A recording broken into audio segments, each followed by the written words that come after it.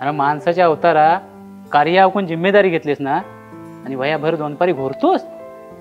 अरे घोरतोय कोण?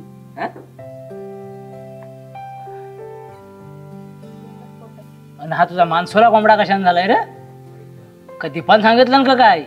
तू तेवढंच वय गाणं म्हणायचा राहिला होतास. अरे मेले पोरांनी त्या सलूनवाल्याचं काय कान फुकलीन काय माहिती. हा बघ सबन मोर करून टाकली. लाज वाटते रे फिर्याला पण वाढीत. हो मला जेम टेन्शन आलाय रे. म्हणजे बघ लग्न करायचं म्हटलं ना की छातीत धपका येतो. जमलं रे मला सगळं. असा जरा धीर चेपून ठेव. डोक्यावर अक्षता पड बऱ्यान समजला ना. नाही तर मेल्यानु उद्या सकाळी ती काय कोंबडी भांडणं करताव ना त्यानं मला पण कधी कधी भीती वाटते हो तुमची. अहो काय झाला? तुम्हाला असं कधी घाईघाईत बोलवत नाहीस. भाकरी खात होता ती पण तशीच टाकून आला. काय झालाय? ओके बाय मग बस व्हायच मी भाकरी घेऊन येता. नको गो कधी बोल काय झालाय तर सांग मला. अगो तर एक काम होता. मग इथं कशाला बोलवलंस? घराशी भेटी यायचं ना माझ्या. घराशी सांगण्यासारा विषय नाही आहे आणि घराशी तर श्रेयू पण कानोसा घेत असता सारखा. तर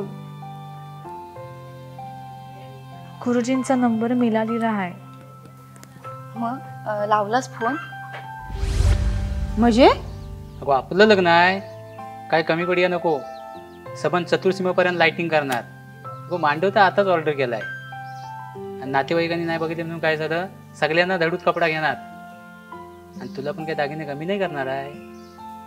सूर्या लग्न गाजावाजान करायला हवं हा मला पण पटतं.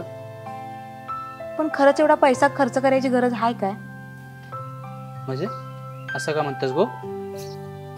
सूर्या लग्न ना आपण एकदम साधेपणान करूया. दाराशी पाना फुलाचा मांडव घालूया रांगोळ्या काढूया आणि लग्नात पैसा खर्च करायचा आहे ना त्या पैसा आपण घर सुधारायला वापरूया. दीपा काय गो म्हणू मी तुला आता. आधी माझ्या मनावर ताबा घेतलास आणि आता माझ्या घरादारावर. उगत नाही आजाबाजन म्हटलेला आहे. बाई माणसाशिवाय घराला घर पण नाही गो.